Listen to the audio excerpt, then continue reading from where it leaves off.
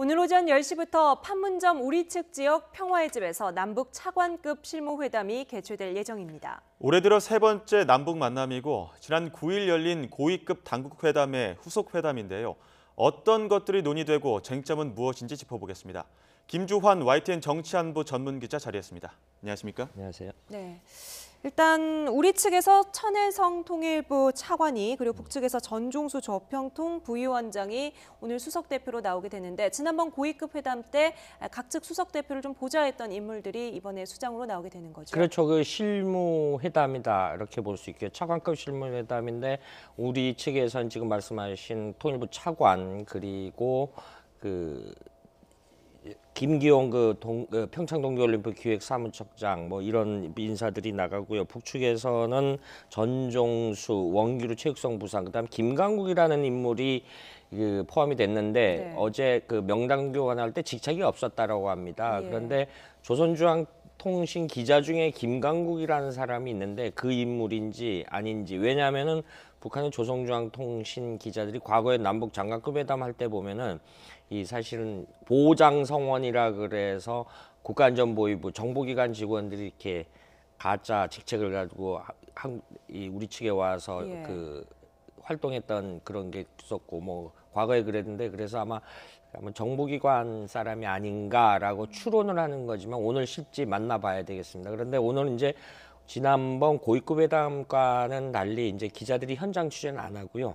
그래서 아마 회담본부에 전달되는 내용을 전하고, 이제 앞부분은 아무래도 통일부 자체 그 방송 촬영 카메라 가지고 촬영을 해서 언론에 전달하는 이런 과정을 거치게 될 것으로 보입니다. 네. 예, 지난번 고위급 회담 이어서 이제 후속 회담 이어서 오늘 보면은 뭐 다양한 의제들이 나올 텐데 어떤 부분 주목하면 좋을까요? 사실은 크게 보면 오늘 하나하나 논의해야 되는 게 제일 중요하죠. 크게 보면 7가지로 나눌 수 있어요. 그다음에 아마 그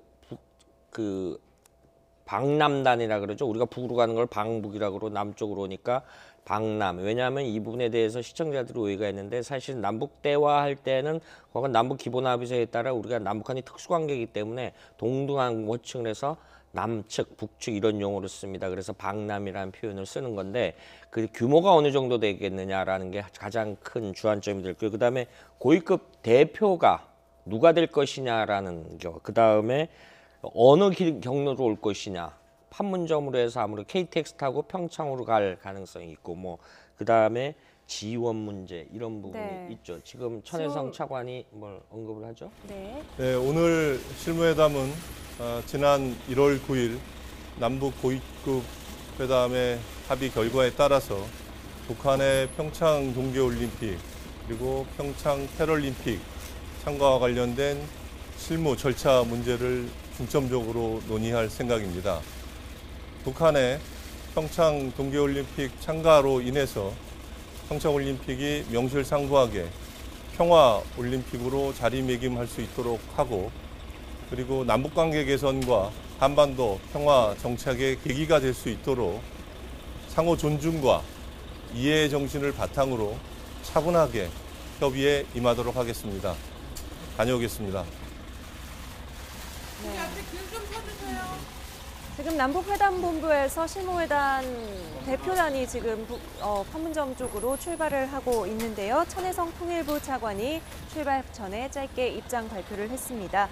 실무를 오늘 중점적으로 논의하는 자리가 될 것이고, 평창 올림픽이 평화 올림픽으로 자리 잡아서 한반도의 평화가 정착할 수 있도록 상호 존중과 이해의 정신으로 오늘 회담을 잘 진행하고 오겠다, 이런 입장을 발표했습니다.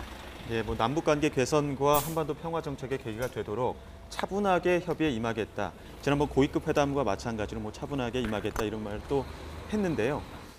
다시 한번 언급하는 내용 들어보시죠. 지난 1월 9일 남북 고위급 회담의 합의 결과에 따라서 북한의 평창 동계올림픽 그리고 평창 패럴림픽 참가와 관련된 실무 절차 문제를 중점적으로 논의할 생각입니다.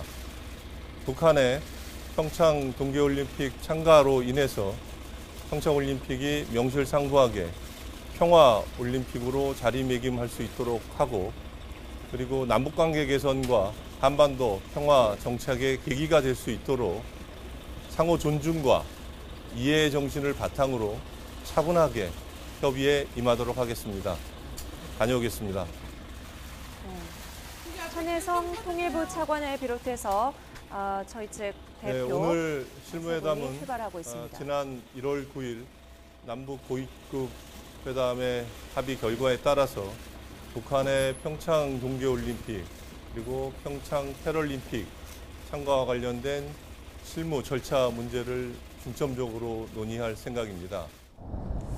네, 이제 삼청동을 출발해서 판문점 우리 측 지역이죠. 평화의 집으로 이동을 하고 있습니다. 지금 출발해서 차가 가는 모습 저희 취재진이 차량을 타고 따라가면서 취재를 하고 있습니다. 아무래도 이 두 번째 이제 출발을 하는 자리다 보니까 상당히 차분하고 어느 정도 여러 가지 재반 준비가 되어 있는 것 같은 느낌을 받았는데 어떻게 네, 보셨습니까? 그렇죠. 어제 이미 회담본부에 이제 평창 동계올림픽 정부 지원단 해서 일종의 TF도 꾸렸고, 그다음에 이번 회담이 평창 동계올림픽 북측 선수단 참가하는 곳에서 압축 회의를 한다라고 보면 되겠습니다. 그 이유 중에 하나면은 그 20일까지 우리 오늘 논의 결과를 IOC에 통보를 해야 됩니다. 네. 그래서 20일 날 스위스 로잔에서 그 최종 그 조율을 한 다음에 북측 선수단 규모라든가 그 뭐 어느 종목에 누가 참가하고 이 명단을 그 엔트리라 그러죠. 그걸 짜야 되기 때문에 결론적으로 말하면 오늘 이렇게 실무회담은 저녁 늦게까지 뭐 이루어질 가능성은 있지만 뭐 과거처럼 정책 이유 때문에 결렬 이렇게 되거나 이럴 가능성은 극히 낮다 이렇게 전망할 수 있는 거죠. 네. 예, 앞서 뭐 그 방문단 규모 등 오늘 의제에서 주목해야 될 부분들이 있다라는 말씀해 주셨는데 이어서 어떤 부분 주목해야 될지 사실은 경로까지 말씀드리고 그다음에 편의 지원, 숙소라든가 왜냐하면 우리가 기존 그 북한 선수단만 염두에 두는 것이 아니라 이건 세계 각국에서 다 오기 때문에 기존에 그리고 겨울이라는 특수성 때문에 장소를 했는데 이 추가로 이제 뭐 예술단이라든가 응원단이 오기 때문에 이 숙소 문제라든가 이런 부분인 편의 지원하는 문제가 있을 수 있고요. 그다음에 신변 안전 보장 가장 중요한 거죠. 이건 군사 당국 간이라든가 여러 가지 관련 부서에서 보장을 해줘야 되겠죠. 뭐 그 혹시 뭐 교통사고나 예를 들면은 그런 경우에는 어떻게 해야 한다라는 아주 강론까지 세밀하게 짜야 되거든요. 이런 부분이 있을 수 있고 그다음에 가장 아무래도 시청자분이니까 우리가 먼저 제안했죠. 여자 아이스하키 단일팀 네. 성사 여부 뭐 일부에서는 우리 선수들이 좀 그동안 굉장히 노력을 많이 했는데 출전 기회가 줄어드는 아니냐 이런 우려도 없잖아 있습니다만 이 문제 그리고 또 하나 관심사 개회식과 폐회식 때 공동 입장 여부 사실 이 부분은 일각에서 나왔지만은 남과 북이 협상을 아직 한 건 아니거든요. 근데 과거의 전례 볼 때 2000년 시드니 하계올림픽 때부터 남북한이 판반도기를 들고 공동 입장을 한 적이 있어요. 그리고 지금까지 10번이나 그 공동 입장을 한 적이 있거든요. 그래서 이번에는 어떻게 할 것이냐. 그래서 크게 7가지를 해야 되기 때문에 회의 의제가 아무래도 서로 인식은 비슷하기 때문에 역설적으로 오후에 뭐 초 저녁 시간에 빨리 끝날 수도 있고 그동안에 아무 좀 이견차가 있으면 늦어질 수 있는데 그동안에 1차 고위급 회담 때 중요한 언급이 있었어요. 실무 관련은 문서 교환으로 이루어지고 있다. 그래서 관련 당국에서 이런 공식 회담 같은 건 언론에 발표했지만 세부적인 거는 안 했을 수도 있거든요. 그래서 여기 이른바 수행원들도 있고 이 달랑 세 분만 협상장에 하는 게 아니라 북측에서도 수행원들이 오고 그래서 이런 부분에 대해서 그 큰 틀에서는 거의 조율이 됐기 때문에 뭐 작은 부분 그래서 뭐 오늘 중으로 늦게라도 결론이 나면은 이제 굉장히 평창 동계올림픽에 관련돼서 굉장히 급속도로 진행되는 그런 게 나타나겠죠. 네, 그럼 일단 큰 틀에서 어느 정도 윤곽이 보이는 것부터 얘기를 해보면요. 일단 방랑 규모 어느 정도나 될 것으로 보고 있습니까? 사실은 우리가 2002년 부산 아시아 때문에 650명 정도 왔었죠. 선수단까지 응원다. 그런데 얼마 전 이낙연 총리가 언급한 거면 400명 내지 한 500여 명 선. 왜냐하면은 그 이상 우리는 이제 수용하게 되는데 북한도 이거를 하려면은 저 북한 전역에서 그러니까 예술 관련 뭐 평양에만 거주하는 것이 아니기 때문에 그래서 또 교육도 시키고 여러 가지 프로그램도 준비를 해야 되기 때문에 그런 일정을 감안해서 한 400~500명 정도가 되지 않을까 지금 추정을 하고 있는 거죠. 예, 그럼 그 400~500여 명이 일단 방남 경로도 좀 주목해 봐야 될 것 같은데요. 뭐 대북 제재를 좀 이완하는 목적에서 해상 경로를 이용할 수도 있다. 뭐 이런 관측들도 있던데요. 사실은 이 지난번 15일 날 예술단 협상할 때 북측이 밝혔다라고 합니다. 판문점으로 해서 가겠다. 그래서 오늘 그 부분에 대해서 아마 우리 측에서 확약받을 수 있고요. 왜냐하면 판문점이 갖는 상징적 의미가 굉장히 크죠.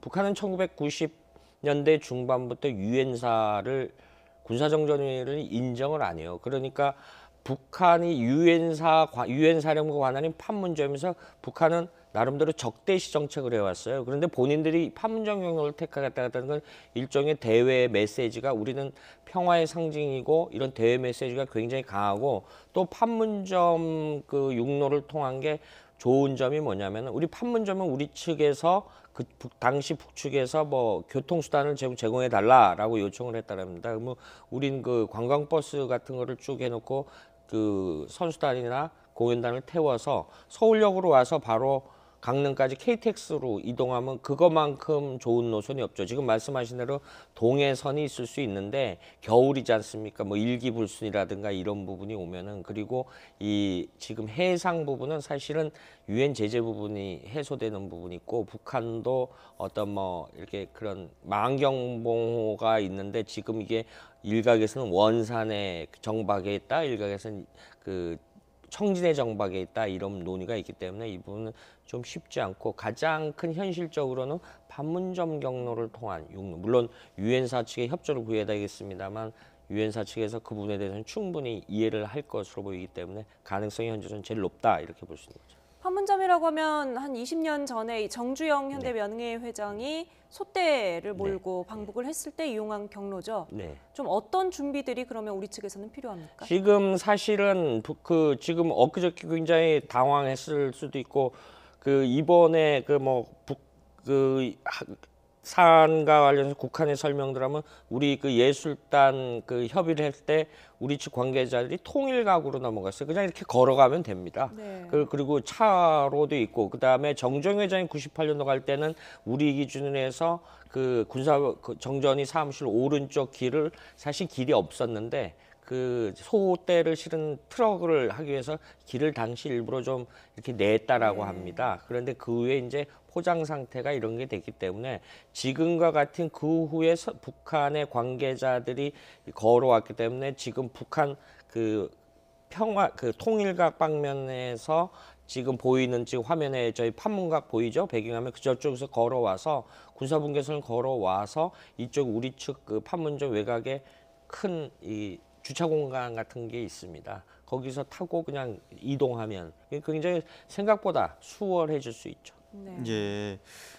예술단 이야기도 한번 해봐야 될 것 같은데요. 이번에 예술단이 온다고 한다면 거기 안에서 또 뭐 정치색을 빼야 된다 이런 것들도 네. 있을 텐데 이번 논의에서 어떤 내용들이 오갈까요? 사실은 그 부분에 대해서 예술단이 회의할 때 북한이 그런 부분에 대해서 우리한테 역제의한 게 명칭도 이미 있죠. 삼지연 교향악단이라고 했는데 과거 삼지연 사실 대북 전문가들도 삼지연 악단이 뭐였지라고 했는데 과거에 비면 2002년도 8.15 통일민족축제 때 한 30여 명이 온 적이 있는데 그때도 이렇게 여러 가지 가수라든가 공연 배우들을 선발을 해서 평양예술단이라든 일종의 새로운 단체 이름을 만들었어요. 그리고 역시 이번에도 그런 범주에서 삼지연 공연단 역시 그런 부분에 염두에 둘 것 같고 지금 우려하는 부분에 대해서 구체적으로 프로그램 교환이 없었습니다만은 지난 예술단 관련 협상할 때 북한이 어떤 어떤 보편적이고 어떤 민요적이고 아리랑이라든가 뭐 이런 거를 하겠다라고 의사를 비췄다라고 합니다. 그런데 이제 과거에 역으로 2008년도에 뉴욕 필하모니가 평양에서 공연한 적이 있어요. 평양에서 공연했을 때 그 뉴욕 필하모니가 요구하는 걸 평양 당국이 다 들어줬답니다. 네. 그래서 우리가 가장 보편화된 전 세계적 교향악이라든가 이런 걸 공연한 적인데 역시 북한이 이번에 평창 동계올림픽에 자기들이 참가하겠다라고 했는데 굳이 자기들이 일부러 그 정치색이 강한 거를 해서 그 평지 폭발을 일으킬 가능성은 좀 적어진다. 물론 1월 9일까 전까지는 그런 우려가 있었고 저도 그런 우려에 대해서 언급을 했습니다. 1월 9일 날 1월 15일 날이죠. 그저께 회담할 때는 이런 부분을 많이 표출을 했다라고 합니다. 그래서 우리가 또 면밀하게 점검을 해야 되겠지만 현재로서는 그런 가능성이 점차 작아지고 있다라고 보면 될 것 같습니다. 네. 반대로 북한 입장에서는 어떻습니까? 아무나 내려보내지는 않을 것 같고 여러 가지 나름대로 선발 기준을 가지고 사람을 좀 골라서 뽑을 것 같다 이런 생각이 드는데요. 사실은 북한의 그 공연단, 남자고 여자고 공연단이면 우리로 말하면 예술고등학교 보내야 됩니다. 사실은 비용이 많이 들죠. 북한은 금성중학교라고 있는데 네. 거길 가는데 과거에 그러니까 쉽게 말해서 그 좀 노동당 간부라든가 북측도 이게 경제 빈부 차가 굉장히 심하거든요. 그러니까 부모가 재력이 있는 집 아이들, 그다음에 당성, 부모의 어떤 그 신분 이런 걸 다 보고 그런 집의 아이들을 선발해서 교육 과정을 거쳤고 그런 사람들이 내려오기 때문에 북한에서는 굉장히 면밀하게 선발해서 네. 내려보내는 건 있겠죠. 그런데 그럼에도 불구하고 과거의 전례로 보면은 젊은 친구들이에요. 어떤 문화적 충격을 받겠죠.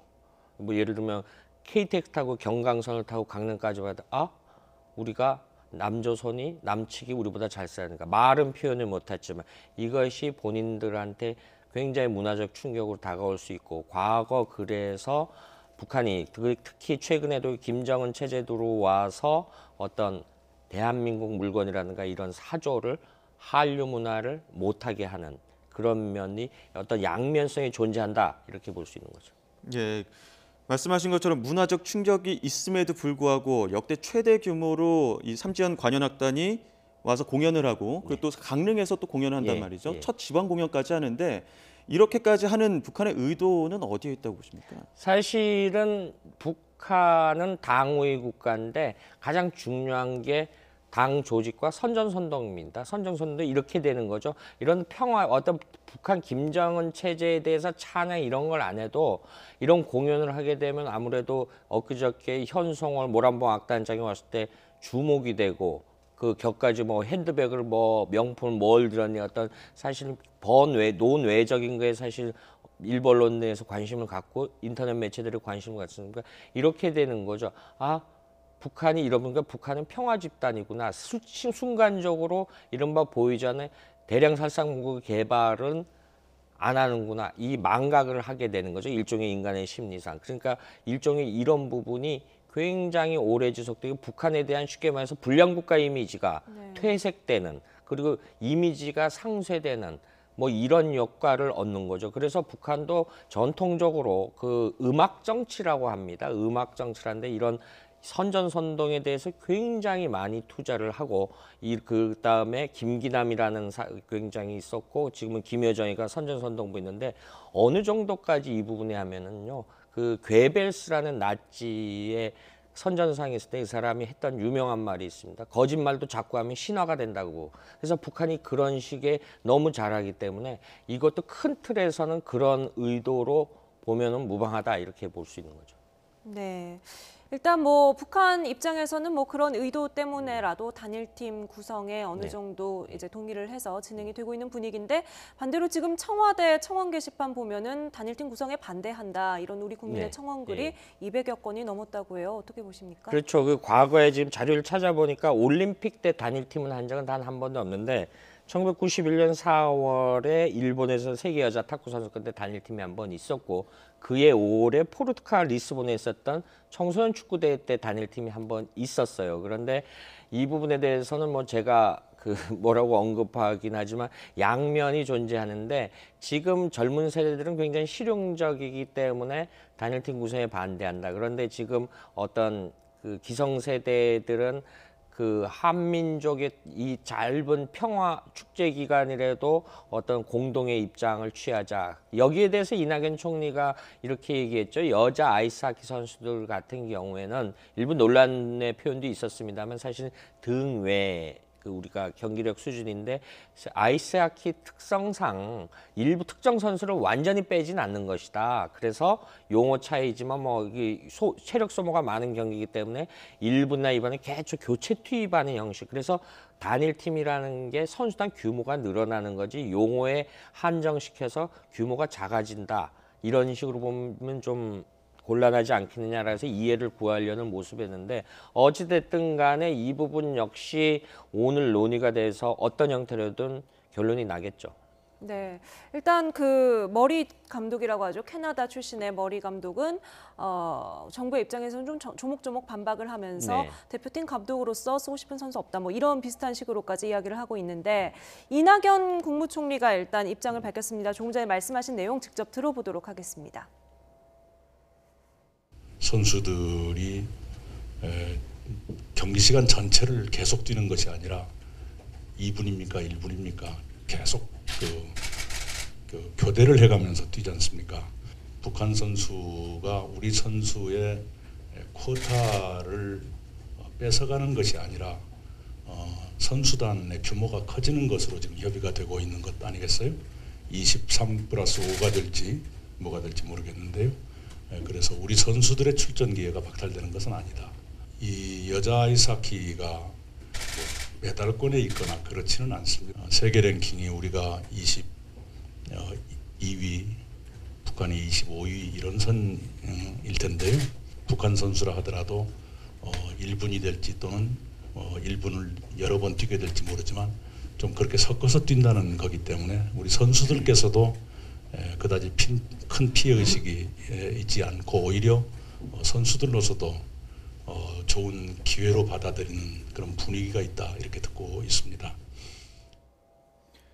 네, 뭐 단일팀 구성을 관련해서도 논의가 있겠지만 또 단일팀 외에 공동 입장에서도 어떻게 할 것이냐라는 논란이 있었는데 어떻습니까? 사실 앞서 언급했던 한 10번 2000년 시드니 올림픽 때부터 우리가 한반도기를 들고 공동 입장한 것이 10번 있었다라고 합니다. 10번 있었는데 왜 이 부분이 그 충돌을 하는 이유 중에 하나가 우리가 대외적으로 한민족을 코리아라고 합니다. 그런데 코리아를 한국어로 다시 재번역했을 때 북한은 조선민주주의인민공화국이 되는 거고요. 우리는 대한민국이 되는데 영어 표기도 달라요. DPRK고 우리는 ROK가 되는 겁니다. 사실 이런 부분이 있기 때문에 그 부분을 불식시키기 위해서 대외적으로 그래서 내세운 것이 한반도기고 한반도기가 됐는데 올림픽 같은 경우는 이 한반도기가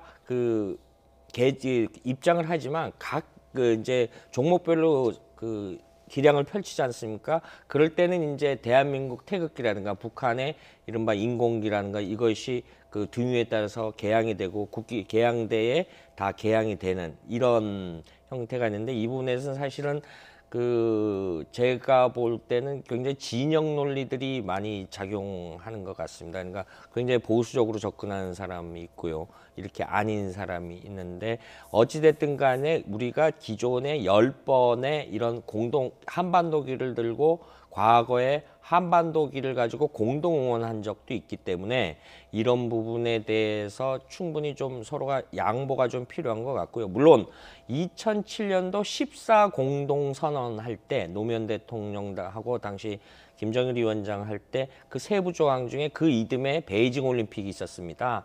베이징 올림픽 때 그 공동응원단을 구성하자라고 그 합의서가 있었습니다. 이 합의문이 있었는데 사실 이 부분은 북한이 깼죠.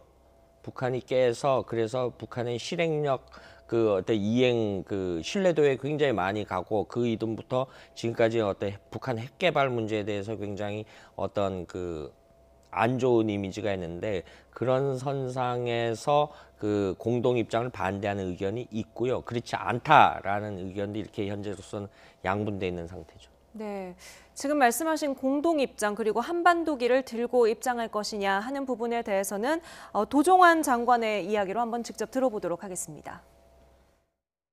개막식 전체 행사 2시간 진행되는 이 초기에 대형 태극기가 등장을 합니다. 우리가 주최국이기 때문에요.